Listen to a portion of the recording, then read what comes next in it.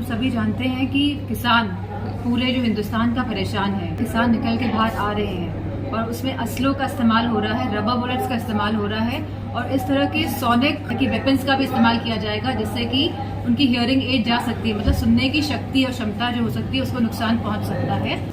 पल्लवी पटेल जी मेरी बहन जैसी हैं और बहुत सम्मान है मेरे हृदय में उनके लिए।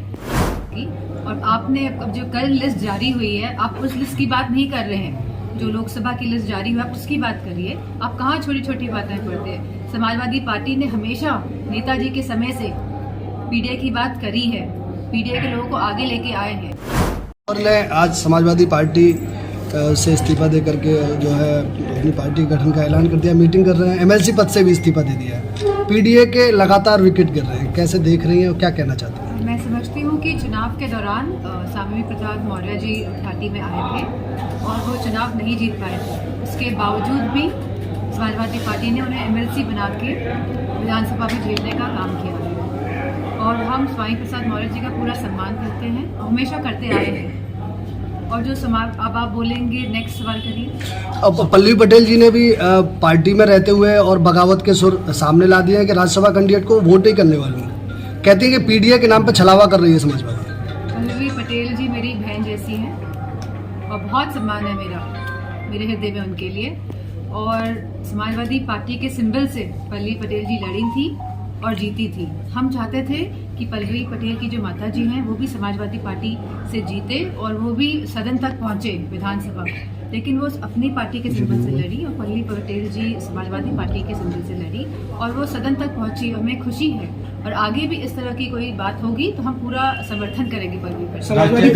तमाम नेताओं ने कहा कि पीडीए का मतलब जो है पिछड़ा, दलित और अल्पसंख्यक है, तो क्या दलित और अल्पसंख्यक महिला नहीं हो सकती थी इन 3 कैंडिडेट्स में राज्यसभा के? मैं समझती हूँ बहुत छोटी लिस्ट थी 3 लिस्ट की और आपने जो कल लिस्ट जारी हुई है, आप उस लिस्ट की बात नहीं कर रहे हैं। जो लोकसभा की लिस्ट जारी हुई, आप उसकी बात करिए। आप कहाँ छोटी छोटी बातें करते हैं। समाजवादी पार्टी ने हमेशा नेताजी के समय से पीडीए की बात करी है, पीडीए के लोगों को आगे लेके आए हैं।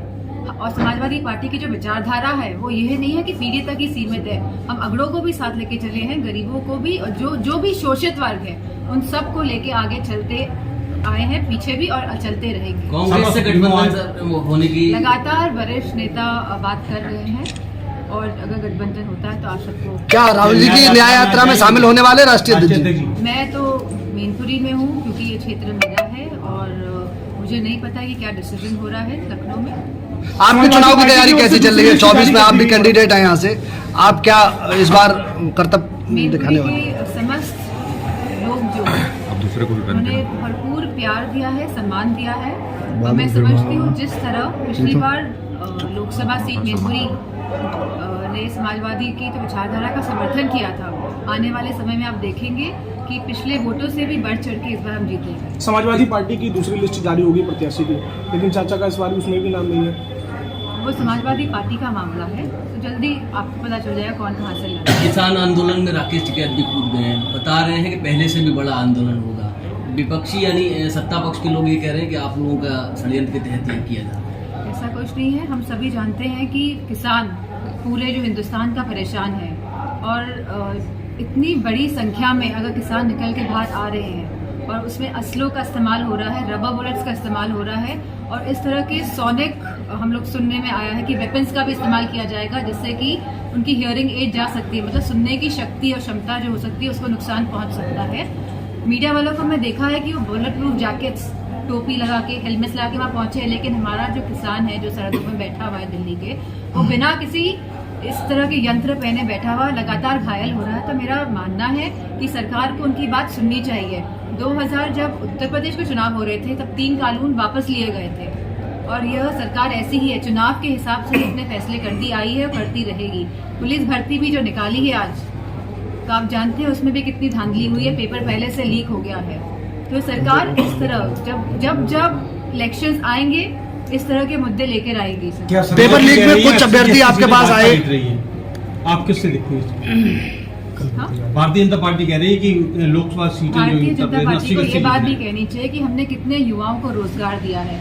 हम अग्निवीर की क्या व्यवस्था लेके आए हैं युवाओं के लिए, हम किसानों के लिए क्या कर रहे हैं, हम खाद इतनी महंगी क्यों कर रहे हैं, हम खाद में चोरी क्यों कर रहे हैं, हम मवेशियों जो आवारा पशु हैं उनका समाधान क्यों नहीं ढूंढ पा रहे। तो मैं समझती हूँ बीजेपी के लोगों को ये बात भी कहनी चाहिए, इस बात को नहीं कहना चाहिए कि 80 में से 80 है। पुलिस अभ्यर्थी पुलिस वाले बच्चे पहुंचे अभ्यर्थी आपको ज्ञापन भी दिया गया है, क्या व्हाट्सएप कहेंगे? में और टेलीग्राम कहाँ तक आवाज ले जाने वाली है आप? नहीं, अब ये तो उत्तर प्रदेश की सरकार डिसाइड करेगी कि इसमें उसको एक कमेटी बना के इसकी जांच करानी चाहिए, क्योंकि ये अन्याय होगा हमारे युवाओं के साथ अगर पेपर लीक हुआ है उसके बावजूद भी इस तरह की भर्ती आगे बढ़ती है। बसपा सुप्रीमो मायावती ने अकेले यूपी में चुनाव लड़ने का ऐलान किया है।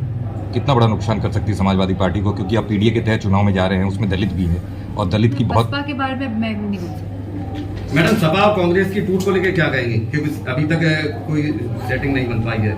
समाजवादी पार्टी के जितने भी हम लोग को चुनाव लड़ाने हैं, हम लोग ऑलरेडी इस पे डिसीजन ले चुके हैं कि कौन कौन कहाँ से चुनाव लड़ने जा रहा है।